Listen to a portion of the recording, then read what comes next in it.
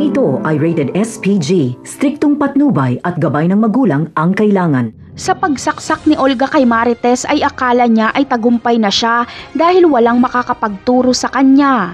Iniisip niyang walang nakakita at nakakilala sa kanya.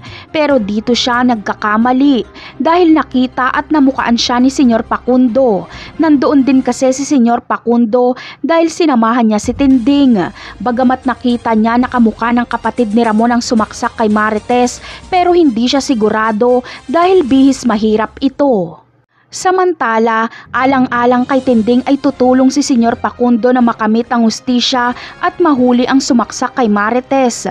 Mas lalo pang magkakainteres si Pakundo na makilala si Tinding hanggang sa darating ang puntong may matutuklasan sila sa nakaraan.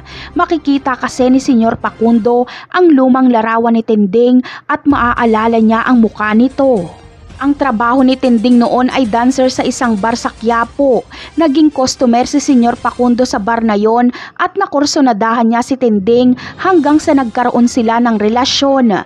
May nangyari sa kanila kaya nabuo si Marites at hindi na nagpakita pa si Senyor Pakundo kay Tinding.